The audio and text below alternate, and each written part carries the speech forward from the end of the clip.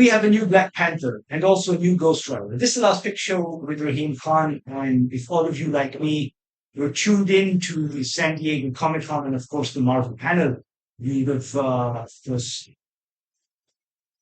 picked up on the news that we have a new Black Panther. We made the announcement, and they snuck in a new Ghost Rider as well. Great, this is good. Um, it's good because the thing is that for the first time, I'm actually agreeing with a casting decision that Marvel has made. Post, I would say, like Endgame, even a decision in general. Because let's be very honest. Wait, honesty should come in a second. Let's just report the news first. Okay, so the news is, of course, that British actor David Johnson has been cast as Black Panther T'Challa's son, and he, of course, donned the mantle of Black Panther. Now, why is this a good cast, and why am I behind this? Because David Johnson is a very, very good actor. In fact, I would say he's one of the finest young actors, and then if you want to sort of categorize black actors out there, you might have seen him in Thing. What's it called? The Long Walk. The fact that he wasn't nominated along with the rest of the cast is a crying shame. He was in Alien Prometheus. Then he was in that prison drama. I'm forgetting the name of that. So great. And the reason why I think it's a good decision on Marvel's part, because let's be honest, when, very unfortunate to lose Chadwick Boseman. They had decision, I mean, sort of, it was a inflection point, if you will, where they had to decide whether they cast a new Black Panther or they go with Shuri. I think that's her name. The Black Panther's sister, T'Challa's sister.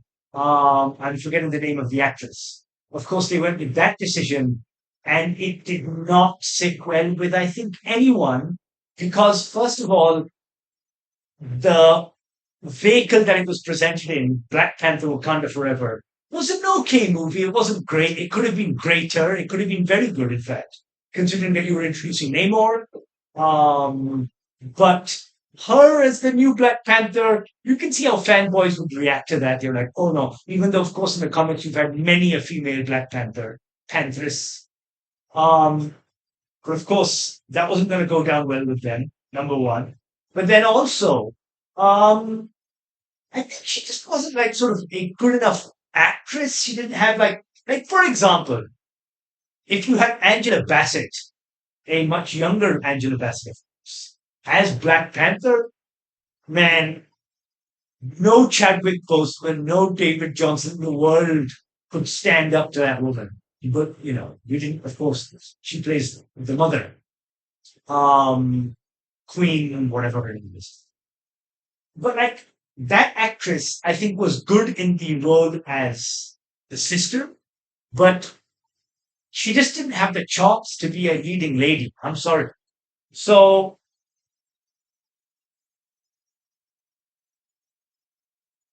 this, I think, for me at least, is a very good step, was a step in the right direction because, you know, they had to, I think they understood that if they wanted to continue with this character, they were going to have to recast. And she just didn't have it.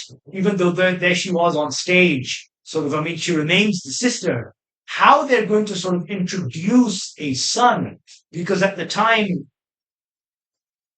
Black Panther's character, I mean, T'Challa wasn't even married, let alone having a son. And then a son of age, because David Johnson's in his 30s, even if they present him as sort of in his early 20s. They're going to use, of course, Avengers Doomsday and Secret Wars to somehow maybe introduce. And you know what?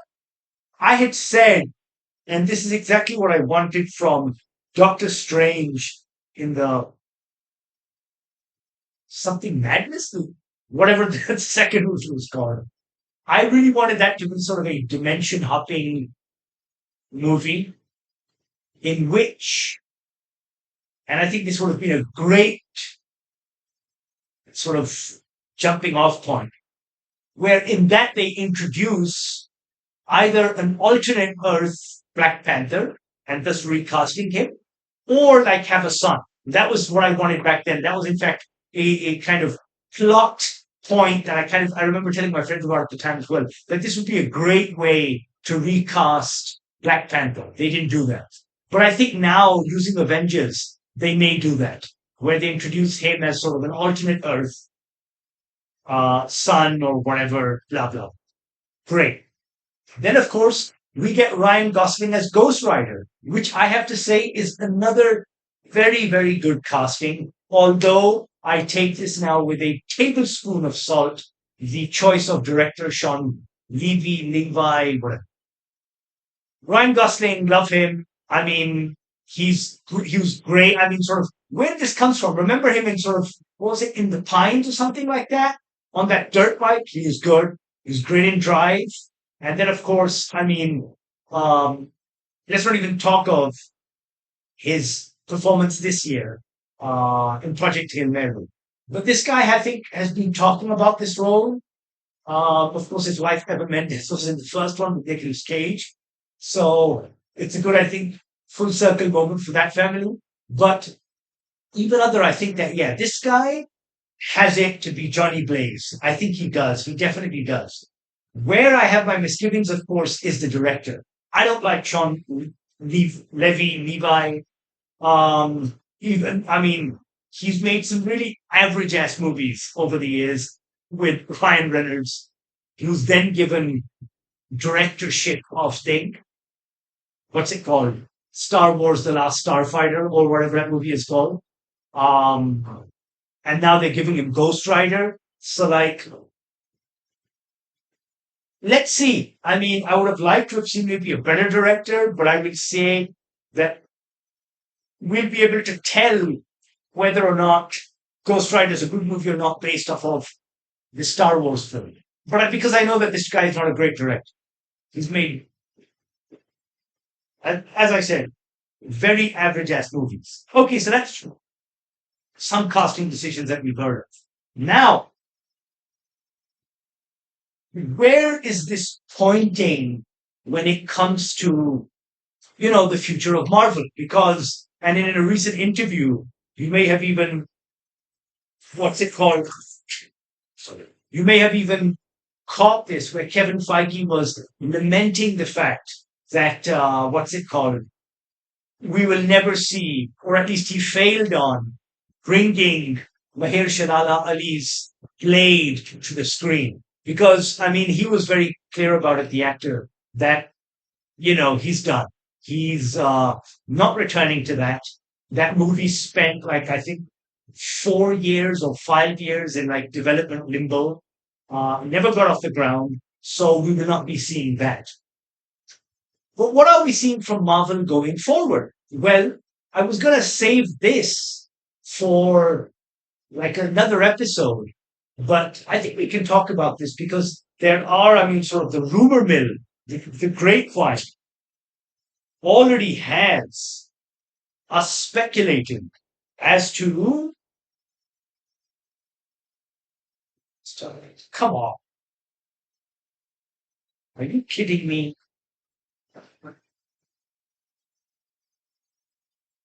An X-Men cast. Yes. So for those of you who haven't seen Spider-Man, spoilers ahead, but the movie is our very first introduction to the X-Men in the form of Jean Grey, played by Sadie Sink. So there we have that, right? It has been confirmed that Australian actress and niece of Hugo Weaving, Samara Weaving, I like her, in the Ready or Not movies and all that stuff. She's been cast as, what's it called? I was going to say Emma Stone. Emma Frost, the White Queen. I'm 100%. Man, why is Marvel? You will not want to recognize Marvel. Why is Instagram so loud? I hate it. Okay, that's been confirmed. That's been confirmed. Samara Weaving. Okay, another casting, which I think now these are two castings that have been confirmed, and again, I'm on board with them. The first is Kaylee Spaney as Rogue. Now, you may know her from Alien Prometheus, from Severance, not Severance, what am I talking about? Devs, and Mayor of, was that Kate Winslet show? God damn, I'm forgetting. I like her, good actress, and I think she can pull off the Southern accent, the Kentucky accent, but she's Rose from Kentucky. So yeah, I'm on board with Katie Spaney. Okay, the other is Charles Melton as Beast. Now, we've all known, I mean, sort of, well, sort of X-Men, the animated series, then X-Men 7, that Beast's accent is very sort of Bostonian, right? It's very sort of educated, and sort of Kelsey Grammer, who played him in a couple of the movies, was that was the voice. He was perfect, I would say, as Hank McCoy Beast. We then had that British actor, God, that guy's name escapes me, but we had him, of course, in the other X-Men movies. He was good, but I don't think he compares in any way to Kelsey Grammer. Charles Melton is a good actor. Um, so let's see how this one plays out. There's another rumor going around, and that is, of course, Adam Driver as Mr. Sinister. This one I like. I don't like Adam Driver too much, not for like his Kylo Ren, but just generally as an actor, I don't think there's ever been a role of his that I've liked or something like that. But if you look at him with his long hair, and the guy does fit the bill as, of course, Nathaniel Essex, Mr. Sinister. I like this one. There's another one, because we do know that breakout star, even though we saw her, of course, in Lois and Clark, but breakout star from Obsession, Indy Neverati, Neverati, I don't know, did meet with Marvel. I think met with Kevin Feige, and apparently she has been offered the role of Mystique. So inheriting the role from Rebecca Roman Stamos, who plays Mystique in Avengers Doomsday, I think she's a good pick. I like her. She's a good actress. Showed her chops in Obsession. So I think as the shape-shifting Mystique, Renee Darkholme, I think she can do it. Okay, who else do we have? Uh, there's another one. Ah, yes, this was interesting, although unconfirmed. But they were saying Wagner Moura as Magneto. Entirely speculation. It's not confirmed, but he is a really good actor. Um, how they're going to get around his accent, I do not know. Because of course, Magneto, Eric Lenscher, is European, Polish, so he definitely has that thing. Michael Fassbender had sort of the kind of thing going, and of course, Sir Ian McKellen didn't have it, but these were really good sort of versions of Magneto. I'd like to see what they do there.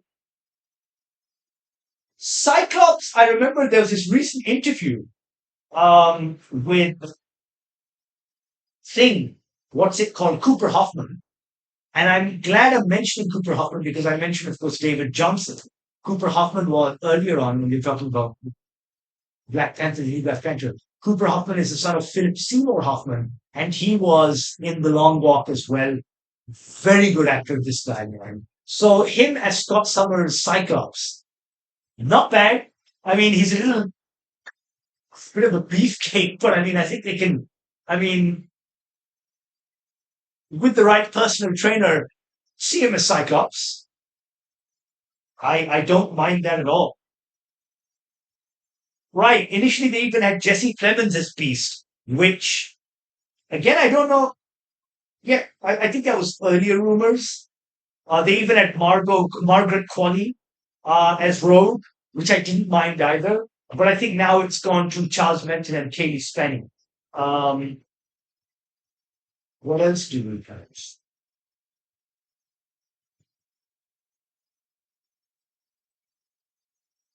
Now, Professor X, according to this one place, they're talking about Bill Skarsgård. I mean, amongst his many other roles, he was Pennywise in It, but a good actor, but I don't see him sort of physically in the role because we had, of course, Sir Patrick Stewart and then we had James McAvoy. So let's see. And let's not forget that other actor who was also pretty good, Charles Xavier in Legion. I'm forgetting that name's actor. But I don't know about Bill Skarsgård. I just don't think he has that sort of look.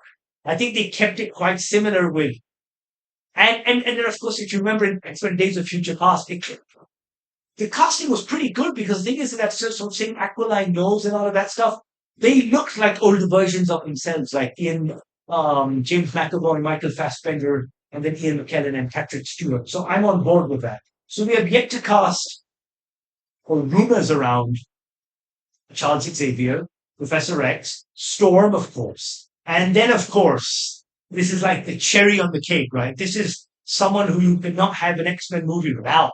And that is, of course, Wolverine. Now, of course, the character was essayed for almost 25 years, 20 years by, of course, Hugh Jackman, who is a definitive Wolverine. Who they're going to have as, Logan, I have no idea. Storm's another interesting one. Who are we going to have as her? Wait, let's see what this Sadie Sink, Adam Driver. Bill Skarsgård now. I don't want him as Professor X. Yeah. So Marvel is. I wouldn't. I mean, the fact that like sort of Brand New Day sets the X Men up, introduces us to the world of mutantdom. Um, I think they're going to try to at least set this up as like their next tentpole team. Because let's be honest, we don't know how Doomsday and Secret Wars and all of that are going to go down. But as it stands right now, the Avengers sucks. I mean, who do they have? There's this fantastic meme, reel, whatever, on Instagram of this guy standing like he's trying to be Thor. And he's like, who does he have to fight against Doctor Doom? So you have the Falcon, you have Ant-Man, and then you have Shang-Chi, right? There's no like heavy hitters. You do, of course, have Chris Evans returning as Captain America. Let's see what the nature of that contract's all about. But it would be great to see the X-Men be the next big team. I'm looking forward to that. And we see that maybe Marvel's kind of making, like, plotting it in that way. So, yeah. Of course, for Avengers Doomsday, we already know, what's it called? Who's coming back for that? Of course, it's most of it's Michael Marsden as Cyclops, Rebecca Romaine as Thing, Mystique, Sir Patrick Stewart as Professor X, Ian McKellen as Magneto. Then we have, and I love this casting, Channing Tatum as Gambit. We also have what's it called? Yeah, God, what's that Scottish actor's name? As Nightcrawler. At least that's what's been revealed to us so far. Um, and of course, Kelsey Grammer as what's it called, Beast. So that's all we have so far in terms of X-Men news. I think it's pretty good. I look forward to what else Marvel has in store. But so far, based off of this, I'm encouraged. Let's see what they do.